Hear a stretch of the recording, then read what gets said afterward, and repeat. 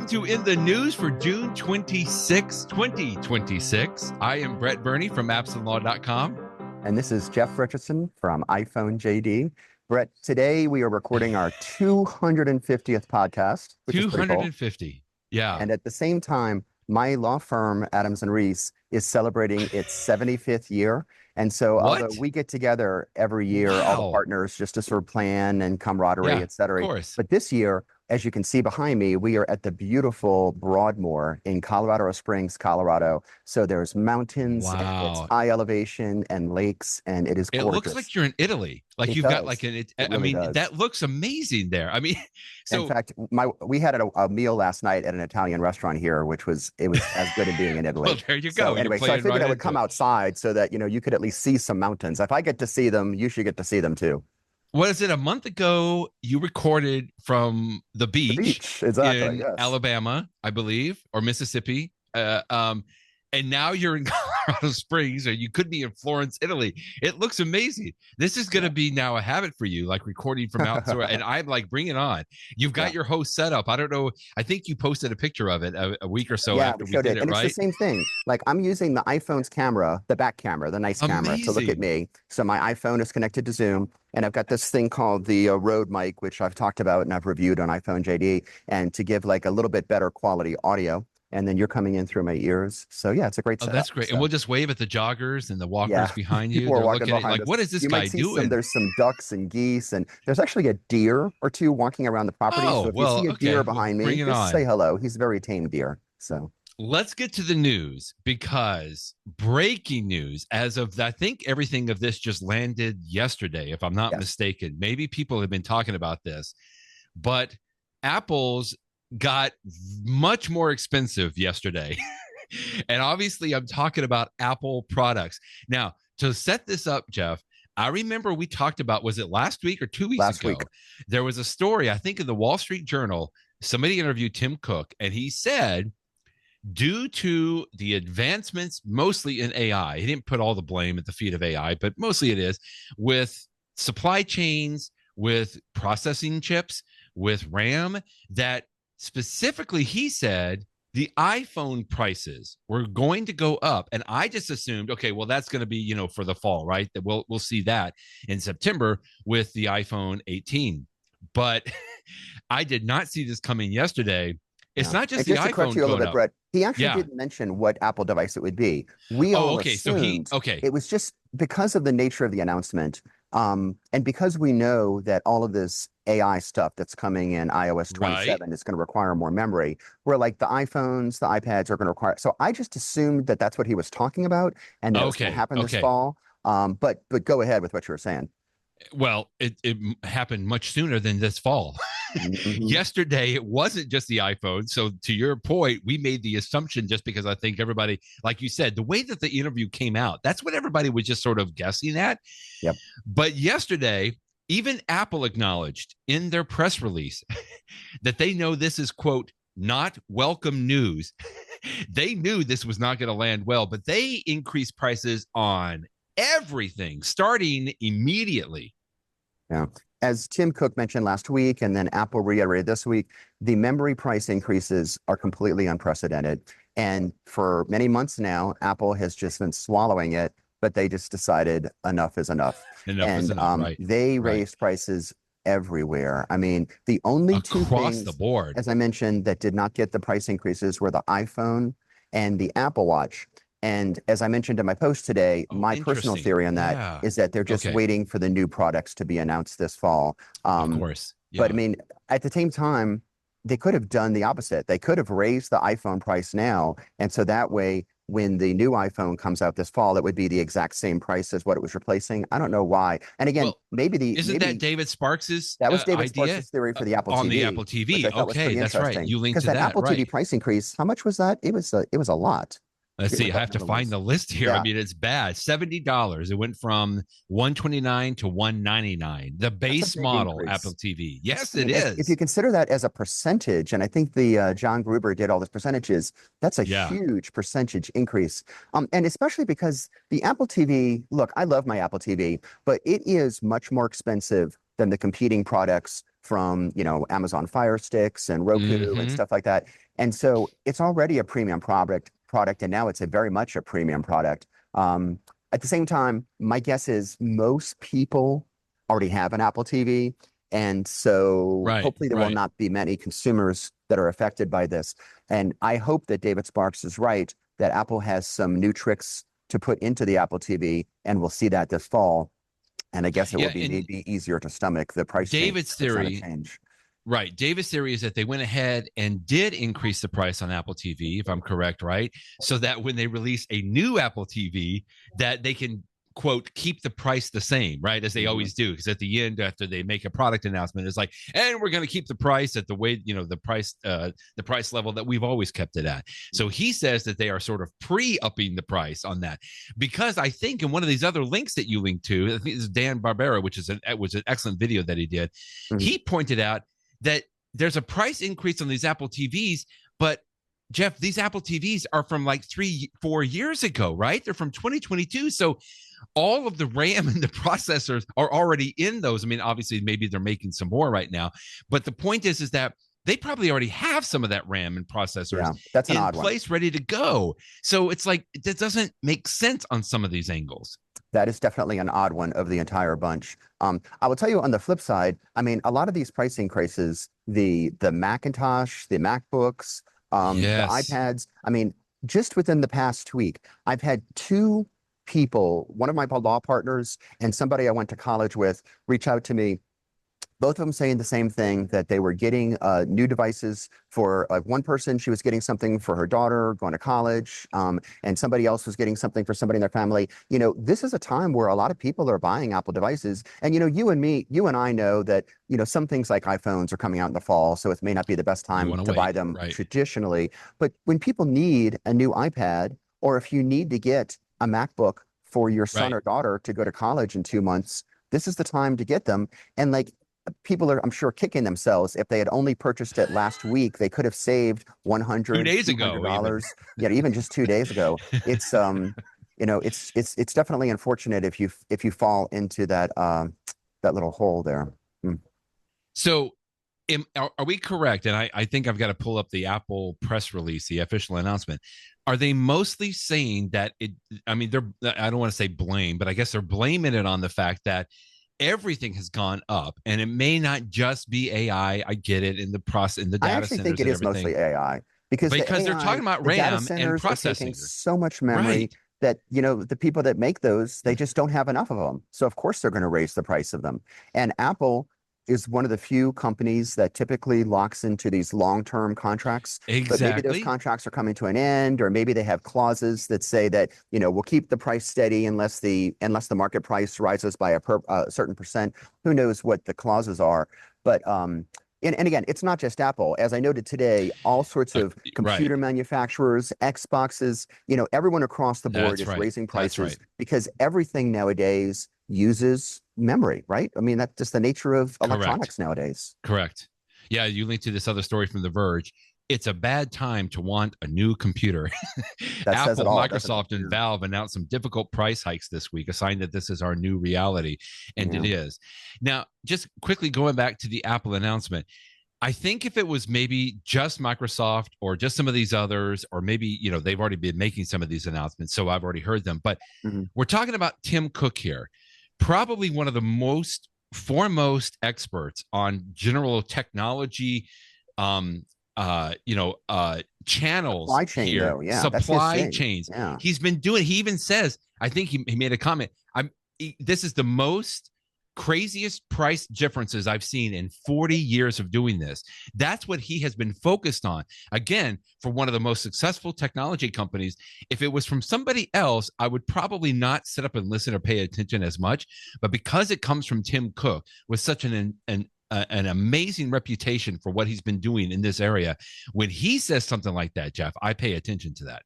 I had not thought about that angle. You're right. I mean, long before he was the CEO of Apple, he was the COO, and he was in charge of the supply chain. And in fact, that was one of the things that saved Apple, is that when he came to Apple along, shortly after Steve Jobs, they got into that just in time, that instead of having big warehouses of products that were unsold, they would be making things just as they were being sold to reduce inventory. And part of the reason that Apple was so profitable and able to return from the brink of bankruptcy was because of Tim Cook. So you're right. I mean, he's obviously wearing his CEO hat when he speaks right now, but this is a topic.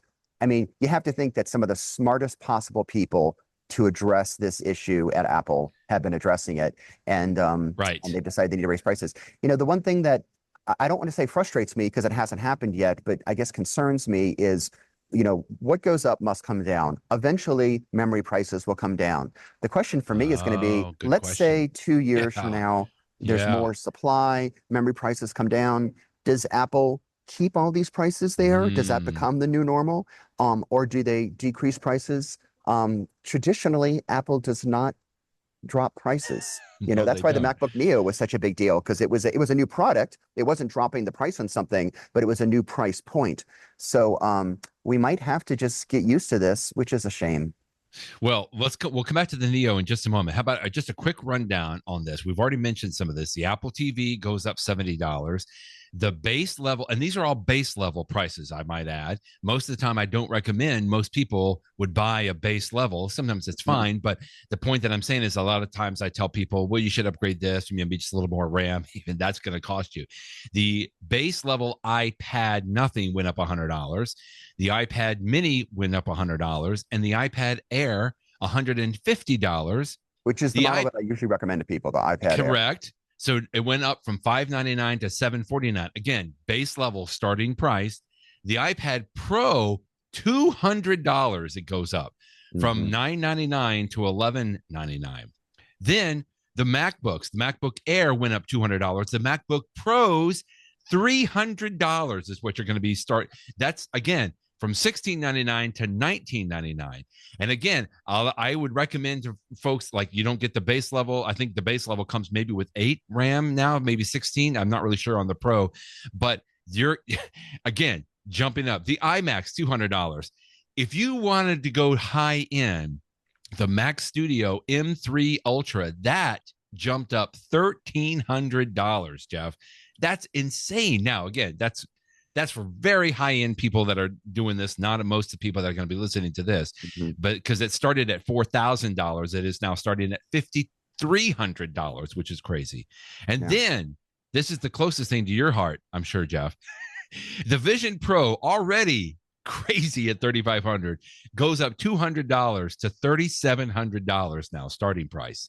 I guess you could say that the percentage change increase was pretty small because the Vision Pro was already so expensive. Maybe that's a silver lining.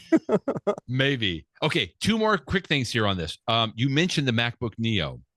This just got released 2 months ago, 2.5 months ago. And one of the biggest features of the MacBook Neo, the biggest feature, was the fact that it's so affordable. It was $599, a Mac at $599. A Mac, I should say, a Mac laptop at $599, because the old Mac Minis would come in at some amazing prices. Now that's increased $100. How are you marketing this? Great article you linked to from Oliver Haslam at Apple Insider. Why the MacBook Neo got a price hike and why it really shouldn't have. The biggest feature for the MacBook Neo was that it was so affordable, and yet Apple raised at $100. That, to me, sounds a little crazy. There had to have been a lot of late night conversations about this, because on the one hand, like you say, that was the feature. I mean, it's like saying an iPhone has 3 cameras. It's a feature of the iPhone. You don't just take one off. The feature of the MacBook Neo was that it was such a great value. So I could imagine there was a strong argument for Apple just to eat that. On the other hand, I could see people saying that, if Apple didn't increase that price, people would be wondering, well, why did you increase like the low end iPad or something else? And so I guess there's a fairness aspect to it, but it is one of them, much like there's a specific story for the Apple TV that we're speculating about. There's a specific story for the MacBook Neo. And I do think it's different from the other products with the price increases. It's interesting. It would have been nice if they had kept the prices, wouldn't it? but we already know that that's a very narrow margin price. I mean, I'm sure that one of the things that went into the calculation is Apple must know what the competitors are to the MacBook Neo from companies like, I don't even, whoever the PC companies are. And I'm sure they've looked at it and said, you know what, they're raising their prices, so it's okay for us to go up $100. It is a shame, though. It is a shame. All right, last point on this. When I was watching this video, this is a story you linked to from Hartley Charlton at MacRumors, but they have an excellent video in here from Dan Barbera, which I think does a fantastic job of kind of walking through everything. So at the end of this video, though, Jeff, he also mentions not only did the new products get a price hike, Apple increased the refurbished products for the price hike. And at first I'm thinking, that is insane. First of all, if you're blaming the price increases on memory and processors, these are refurbished products. It's not like you're making these anymore. You don't need to get more. Now, what you just said, though, a couple of minutes ago, is the fairness aspect. And I think Dan does a good job of talking about that here, that if they increase the prices of the new products, but they didn't increase the price of the refurbished products, people would kind of say, like, well, that it's like, how can that be fair? Like we need to, in other words, he said that Apple just was going to raise it across the board. Now, I don't know that I fully agree with that. I feel like that they're just using that as an excuse, because if it really was just the processors and the RAM, there should be no need to increase the price on refurbished Apple products, which, by the way, are typically a very, very good deal. And I recommend Apple refurbished products a whole lot. But the fact that they increase prices on that, I don't know, that I call a little bit of BS on that, just because I feel like, come on, like the MacBook Neo was bad enough, but the refurbished prices, I just don't know why you had to do that. Yeah, I mean, I guess they figure it's the market value. But you're right. I mean, that's another one that you could make an argument either way. I will mention, just to sort of underscore what you say, Apple refurbished products are fantastic, because sometimes it's just a product that hasn't even been used. Somebody just returns it. Right. And Apple can't sell it as new. And even the ones that have had something due to them, Apple tests them with all of their very rigorous techniques to make sure that they're in good shape. So although I would be very wary of buying a refurbished product from anyone else, like Amazon sells them, for example, because I think those are just used products. But from Apple, if they don't have a lot, and sometimes they won't have the particular model that you want. But if you know that you want something and they have a refurbished model, you can often save yourself some money. And so I guess right now, if you're looking at buying an iPad or whatever, and the iPad now costs $150 more, you might consider going to the refurbished store, because even though those prices have changed, because they are lower prices, you might be able to pay what you would have paid 2 days ago to get the refurbished, but you get the refurbished instead of the new. So I guess it's an option. That's an interesting option. Okay, it's the new reality. I mean, I think to your point, you were saying earlier, if somebody needs an iPad or a MacBook Pro, for their kid for school, you're going to pay it, right? You're going to bite your tongue and you're going to pay it, because that is the new reality. And again, it's not just Apple. I think you made a fair point about that. It's across the board for all kinds of, like, even Xboxes are a little bit more as well. Let's move on and talk about some of the more fun things, maybe, in what's coming with iOS 27. We talked about WWDC now is 3 weeks in our rearview mirror. I didn't really think of it this way, but a great article from Hartley Charlton, again, in MacRumors, that there are going to be at least 5 new apps coming with the updates on iOS 27 in the iPhone. The first one that he mentions here, the Siri AI app, that was published. I mean, people talked about that even, right, in the announcement. But there's some other cool ones here that I'm excited about. The all-new just before you go on to the other cool ones, let me just say, the reason it makes sense for Siri AI to have its own app is because with this new Siri, you'll be able to go back and continue a conversation, which is always good with an AI, because the AI knows the history. And so you need to have a place to go back to. So it was sort of a requirement to have an app. So true. Yeah, and it looks nice. I mean, that's what I do now with Claude and ChatGPT on my iPhone. I go in and I like to go, like, revisit some of my conversations on there. But yeah, so we knew that was coming out. Apple TV remote app, an all new Find My app on the Apple Watch. I mean, these are pretty good. Yeah, the Apple TV remote one is interesting because I often use my iPhone to control my Apple TV. Maybe I can't find the remote or it's just not close by and I'm too lazy to walk across the room and pick it up. And so what I do now, I'm sure you do the same thing, Brett, is I have the remote in my control panel so I can swipe down and bring it up. But now it will be a dedicated app. So I guess that's useful. Okay, now here's my speculation. Okay, my speculation, and I've heard others speculate the same thing, so it's not original thought. We all hope that Apple is coming out with new home technology. Of course, a new Apple TV, maybe even some new HomePod with the video. And so maybe in this new world that's going to come out this year, next year, it will make more sense to have a dedicated Apple TV app to control video on. It could be an Apple TV or it could be a HomePod. So again, I have no proof for this. This is just my theory, but maybe that's why it made sense to have that app. Who knows? Who knows? Interesting. One other one on here that I thought was neat is they're calling it Pass Designer. Oh, there's a link here. I don't know if there's any additional information on here. This is cool because it basically allows I guess individuals, but developers and businesses can create their own passes for Apple Wallet, which I love. Like if I got, like Eventbrite is good about this, right? If you've got to go and attend a concert or you're going to go to some kind of a meetup or something, you can actually add the pass, like a QR code, into your Apple Wallet. And I love that when I go to an event of some kind. And in addition, I've used other apps that are not from Apple to create passes. My example is my library had physical cards, right? And I was like, I didn't want to carry the physical library card. So I used an app, I can't remember the name of it now, to generate a QR code in my Apple Wallet so I could just pull it up in my Apple Wallet when I went to the library, if that makes sense. And it sounds like that's going to be similar to what Pass Designer is going to allow people to do now. And I think that's just fantastic. Yeah, passes are so nice. I mean, we've all been using for years. I have a little side story if you've got like 30 seconds. Please. We've all used for years that you can have your airline ticket in the Apple Wallet, which is so useful, boarding right? pass. You know that. Yeah. You do so much more airline travel than I do. But when I traveled here to Colorado, in the New Orleans airport, they had something new. I'm curious if it was new to me, at least. I'm curious if you ever used it. It's called touchless. Is it touchless? Faceless. I forget the name of it. But basically, I walked up to TSA and it said, just stand here at this line. I didn't have to take out my driver's license. I didn't have to show them my ticket, nothing. The camera just looked at my face and said, okay, we know who you are. We know where you're going. Go right ahead. It was Big Brother. It took like a second. Okay, I know, Big Brother, but it was very convenient. I mean, I just stood there for a second. I didn't have to fumble with holding things and putting something down to pull out your iPhone. It walked right in. And my wife was telling me that there's some airports, I think she said Boston, are even experimenting with a system where you don't even stop. It just sees who you are as you're walking through the hallway and just checks you in. And I know there's Big Brother surveillance aspects of it, but it is convenient. So convenient.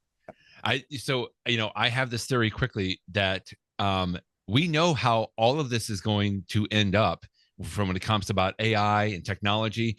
So the movie I think of, because of science fiction, like we know sci-fi movies. If you are a fan like I am, the movie I think of when you talk about things like this, Jeff, is Minority Report, which is a Steven Spielberg, right, with Tom Cruise. Now, the premise of the movie is one thing in the story, I get it. But so often in science fiction movies, you're probably the same way, Jeff. I look around at all the little things. And I remember when Steven Spielberg had this movie, he actually invited futurists to Hollywood. And they talked about, like, what is it going to look like? And one of the things was when you walk around in a store or a mall or an airport or wherever you're going, there's just so many cameras, which there already are, right, that are just looking at you that can determine who you are as it goes. And when you talk about that story, that to me is just the reality of what's going to happen. Anyway, we're getting off the Pass Designer here a little bit, but that's where it's going.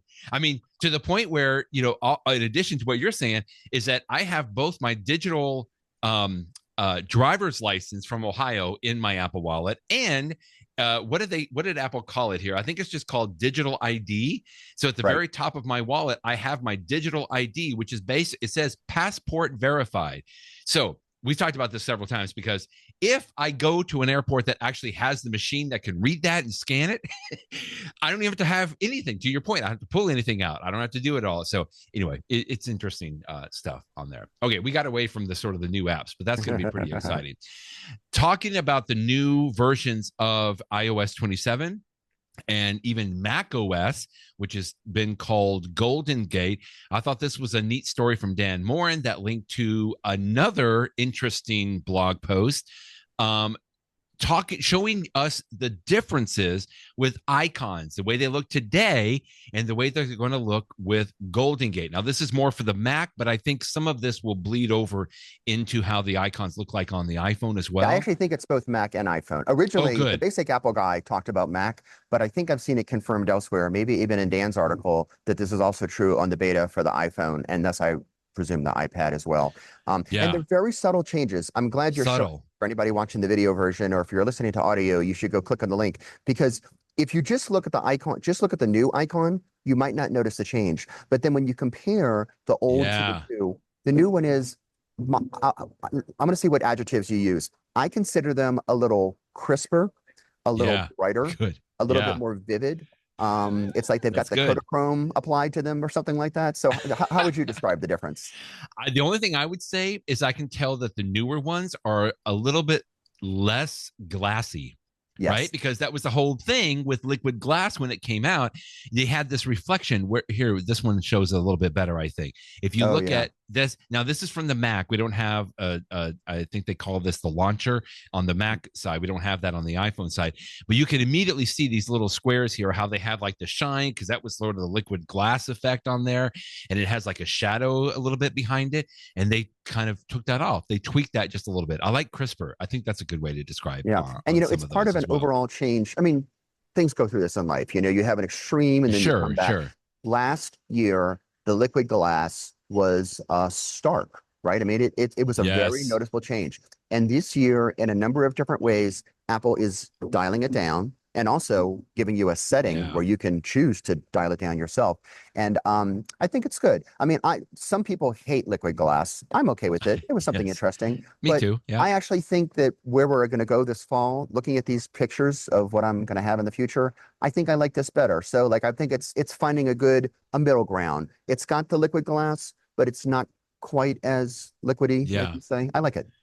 I think I remember during the keynote that Apple sort of subtly acknowledged the fact that they're tweaking liquid glass a little bit. They know that there was some folks that had some strong opinions on that. So I feel like this is just sort of a nice subtle evolution. And hey, if it looks a little bit better, a couple of these I can see they really did make some changes on there, but most of them are just going to be subtle enough that I think most people are just not even going to subconsciously understand it or know it that it's there. They're just going to be like, well, that looks really good on there, which is fine.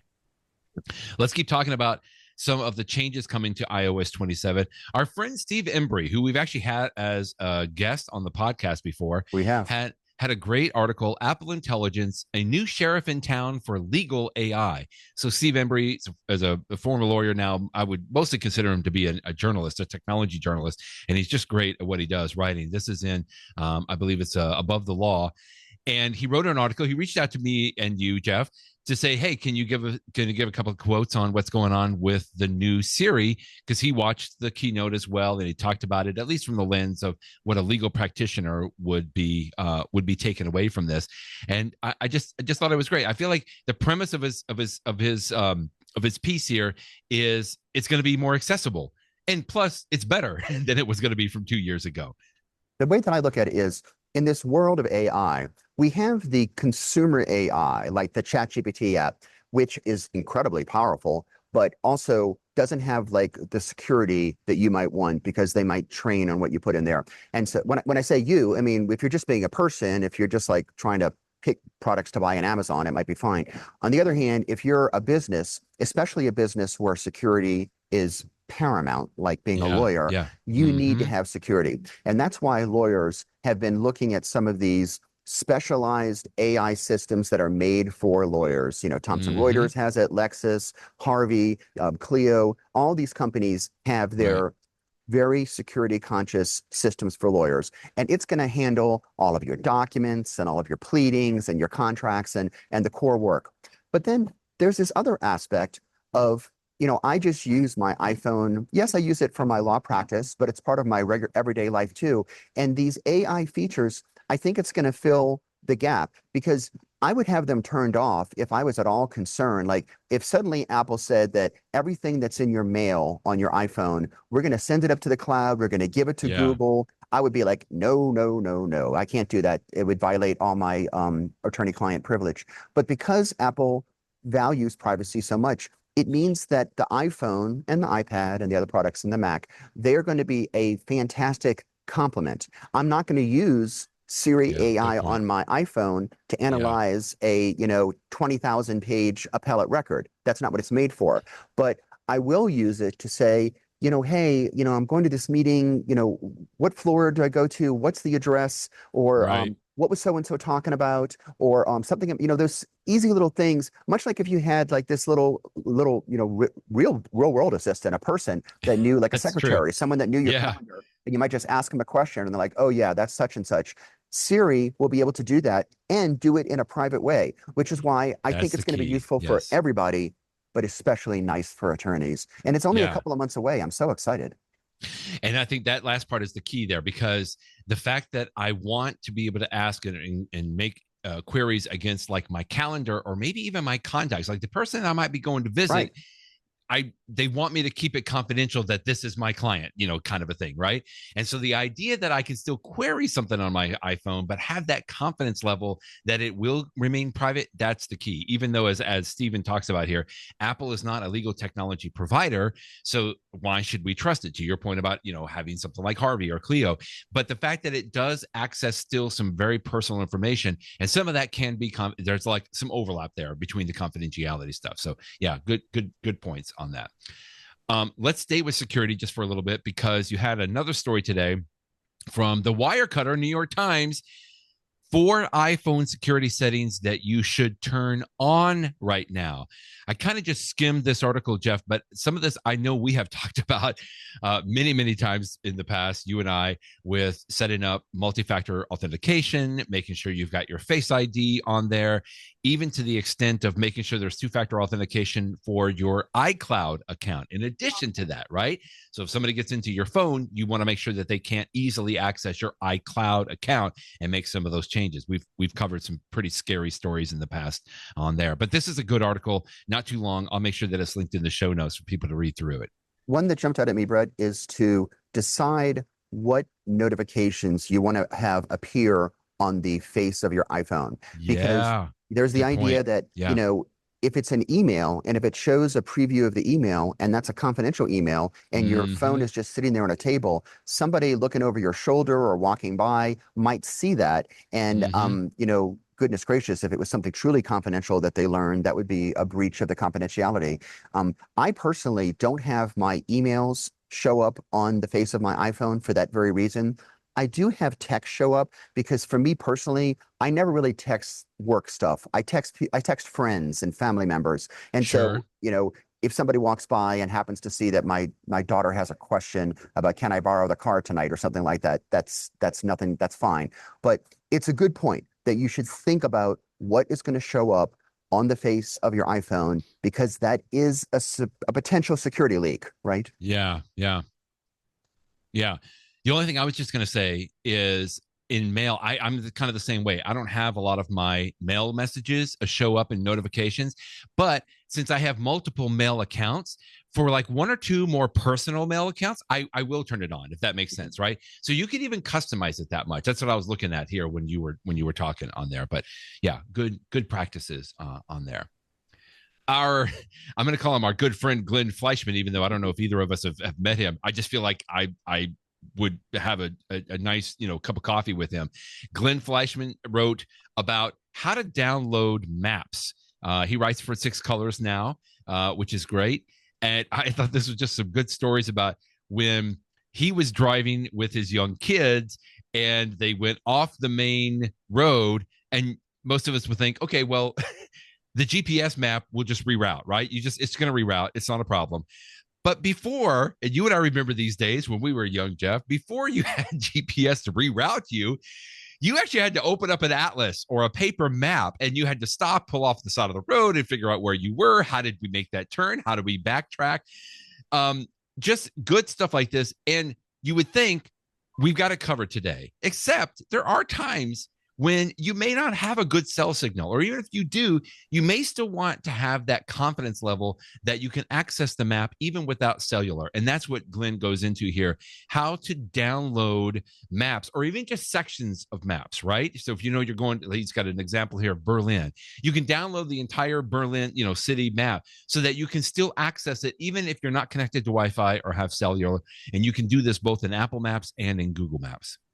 Yeah, it's an excellent tip. And if you're going to travel someplace, that you might not have good internet because it's international travel, or you're in the middle of nowhere, that the cell phone signal might not be very good. Yeah. It's a really, really good tip. It's one of those things that you want to remember to do before your trip, because once you're there, it's too late. Indeed. So put it on your to-do list, put on your packing list, so to speak. Yeah.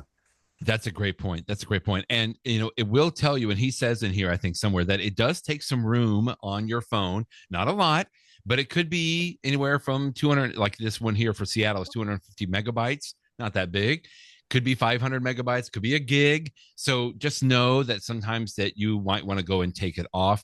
I do this fairly regularly because, sometimes I go and hiking in sort of remote areas. And I think he talked about one of his kids was doing the same thing, and it actually didn't end up working for him or her. But if I go hiking somewhere that's a little bit remote, I may still have a signal, but there could be a stretch here or there where I don't, but I still want to see the map. So I'll do this. I'll go in and I'll zoom into a section of the map that I want. And I would say, download this map just so that I know I can access it offline. Great little tip on there as well. In the show, you, as you have said, just were traveling. And apparently while you were on the plane, you had your Vision Pro with you, my friend, and you enjoyed a movie, and I can't remember, I couldn't tell if you did Ultra HD, HDR, high frame rate, or whatever it was in. I had it all. But it sounds like you enjoyed watching Avatar Fire and Ash.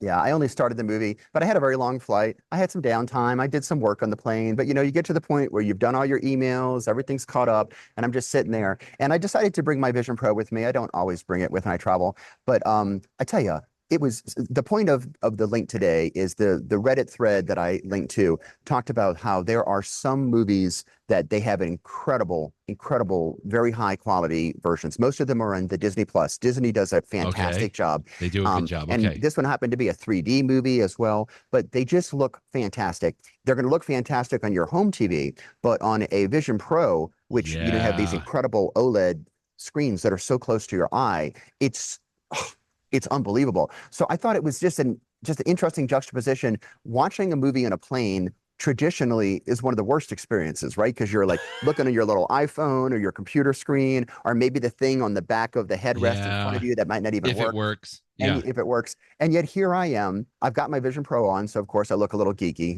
too bad. And I've got this huge screen as if I'm in an IMAX theater. Right. So crisp I'm so jealous. And colorful, because I don't even like watching 3D movies in a theater because you have to wear those polarized glasses and stuff. I mean, right. It was the most amazing image of a movie I've ever seen in my entire life, and I'm watching it on a plane. Now, the quality of the movie, I'm only a little bit into it, whatever. I'm not, some people love the Avatar movies. I think they're fine, but you're just in it for the immersive. I'm just in it because I want to feast for the eyes. I want something beautiful and colorful and bright. So, and I was thinking about this week because not that's the same thing, but one of the things in the news in the last week is that Snap came out with their Snap, is it called the Spectacles? It's sort of their version of the Ray-Ban glasses. And in fact, Meta recently came out with new versions of their glasses too. That's right. This entire field is continuing to develop. And, as we say every time, the Apple Vision Pro is a peek into the future. It's the technology that everybody will have access to in 5 or 10 years. I'm just getting a preview for it today. So cool stuff. It's just thinking about the future of movies and enjoying movies when you stream them. Cool stuff. I feel like I'm going to come to regret not buying a Vision Pro 2 days ago because now it'll be $200 more. Another Reddit thread that you linked to, all the Apple TV releases from January till June 2026. What a nice little list here that it's like, oh yeah, I want to watch that. I did that one. That was great. I want to watch that. I want to watch that. Good stuff. Yeah, so many good ones. I just finished watching Widow's Bay. I think we talked about that last week. That was so amazing. Oh yeah, that was good. And the other ones I listed in my post today, Tehran, Hijack, Shrinking. Oh, so good. Harrison Ford's amazing. For All Mankind. I'm loving Star City. Margot's got money troubles. There's so many good ones, and there's a bunch on that list that I haven't even watched yet. The quality on Apple TV is just amazing. Have you started Star City yet? Have you started that one? That was really good. And my son and I are watching it. It's fantastic. One that I haven't started yet is called Cape Fear, which is based on an old movie. Ooh, and I wasn't sure if I was going to watch it or not. And then just the other day, I saw on Facebook, one of my friends from college posted that her daughter, who is a young actress, I forget how old she is, probably like around 20 years old. She's actually in the series. And I'm like, oh, well, good for you. Like you're on a show on Apple TV. So maybe I'll have to watch it to see Piper in the show. But anyway. I am already excited because from a week from today, Silo season 3 is getting ready to be released. Now, we could take this opportunity to say we're actually not going to record next Friday. First of all, because it's July 3rd. Second of all, because I'm actually going to be flying back from an international hiking trip on the 5th. And I've already got in my packing list, Jeff, that's what I'm doing on the flight home is I am watching Silo season 3. I hope they release several episodes at the same time. They probably won't release them all, but I am so excited. Like maybe I'll just watch season 1 and 2 again. So that's in July 3rd. So it's not even on this list here, but that's going to be good. I'm excited for that one. Now, we just talked about Glenn Fleischman at Six Colors. Six Colors, of course, the brainchild of Jason Snell and Dan Morin, right? I think they went in together on doing this together. We have linked many times to Six Colors, but often we also have linked to Jason Snell's columns in Macworld because Jason Snell has been writing for Macworld for 30 years now. I thought that was a nice little tribute that you put in your post today, Jeff. And as you can see on the screen here, this More Color column is now coming to an end. Jason Snell writes his last column on Macworld.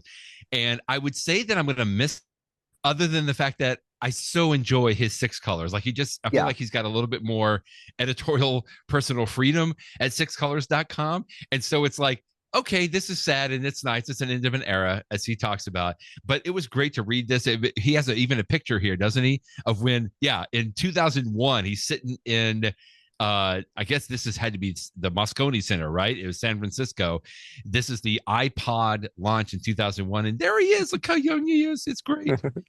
Yeah, it's definitely a transition for him. The article is also interesting because he used that as an opportunity to talk about transitions, to talk about the era of Steve Jobs at Apple, the era of Tim Cook, and now we're starting the era of John Ternus. So it's it's almost like it's an appropriate time for him to move on from Macworld. Jason used to be the editor-in-chief of Macworld for many years, back in the days when Macworld was like an actual physical magazine, when it was really at its heyday. Nowadays, Macworld is, a little bit of a ghost of its former self. It's just an online presence and stuff like that. But and I hate that it's one of the websites that's horrible about pop-ups and everything else. It's pretty much an ad generator now. Yeah. But anyway, there's good stuff. I don't want to take anything away from all the people that we follow. The glory days of Macworld. Yeah. So, but it's actually a good article. It's worth reading. Yeah. Jason says, I've only spoken to Tim Cook one time, and that was in this WWDC 2 weeks ago, because Tim Cook sat down right in front of me at the company's tech talk and he said hello. But he says, in contrast, I've talked to incoming CEO John Ternus a lot. Jason said he is different from Cook in so many ways, and that's a good thing. I just that gives me warm feelings just because, first of all, it's Jason Snell saying something like this, and Jason is not going to back down from saying, what needs to be said or what's on his mind. And just the fact that he says that so nicely and bluntly makes me feel good and hopeful for the future on there. Okay, before we end, here's a couple more things on the Apple Watch. First of all, you link to a great story in Engadget, 10 underrated Apple Watch features that you can set up in minutes. Again, a lot of these I felt like we have talked about in the past, but it's always fun to see a list of tips. Yeah, nothing new to me, but I always enjoy looking at these. It's things like, the double tip with your finger and, using your Apple Watch as a remote for your camera. So you set up your camera and then you can get in the picture with your friends and family. Again, we've talked about all of this before, but I always enjoy reading a good list of tips. So worth looking at to see if anything jumps out at you. Good stuff on there. Okay, and then the last little Apple Watch story is a video that you linked to called Apple at Play World Surf League. This is only like a 2-minute video, but so interesting. I'd never thought about using an Apple Watch this way. Now, I don't think that you've watched the video yet. Did you say? I started it, but I haven't you talk about it. You know it better than I do. So most of the time when I think about an Apple Watch, it's because, in a sport, it's going to be it's tracking your steps, right? Or it's watching your heart rate, or it's doing something to monitor on the health side. And all of that is still incredibly important. But if you watch this story, what's so interesting, this is about surf leagues, right? So these are professional surfers that are out, and I don't think it's just the surf, like they're doing tricks, their stuff. So as they paddle out to be ready to catch the wave, as it were, I never thought about this because I'm not, you probably can't tell, I'm not much of a surfer, but those surfers out there in the water have to listen to announcements that come from the beach. Well, that's a long way. Like there's a big megaphone and everything, and they have to pay attention to where it's going. So what they did, this gentleman that's featured here in the video, made sure that the Apple Watch was a way that they could get messages.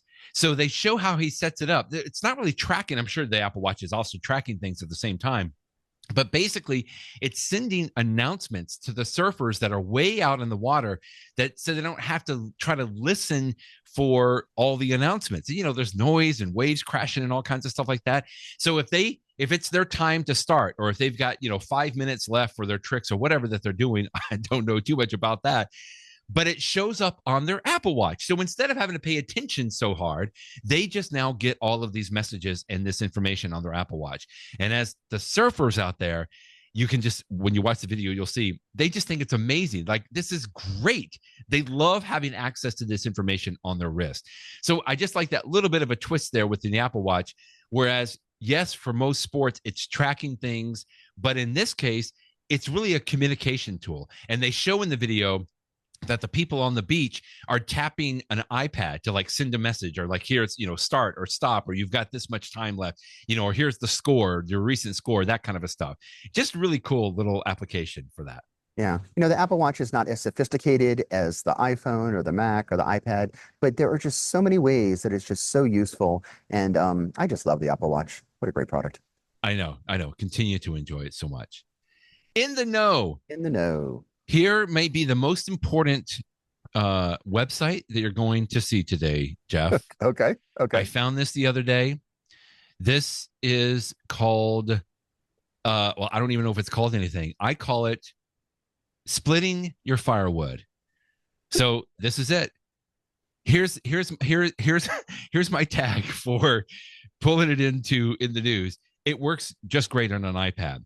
So if you have this log, you can actually move it around, because, if you split firewood, you got to hit the seam, right? And then you just click to split it right down the middle there. So now I want to go here. I'm going to split it there.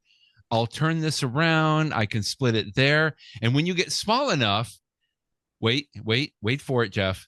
When I click all of this, you can see it all falls on the ground. One of the worst things about splitting firewood is having to pick it up once it's done. Watch this. Boom. It stacked it all right over to the side for me. Wow. Yeah, bravo. So worth it there. Well, okay, that's my site for the day. Screen.toys. I guess I should say I'm not. If you go to screen.toys, by the way, I don't know if you've seen this. I feel like I've seen this road trip before. This one's even better. Screen.toys. You just click and drag to drop some cars as you drive past the cows on there. Okay.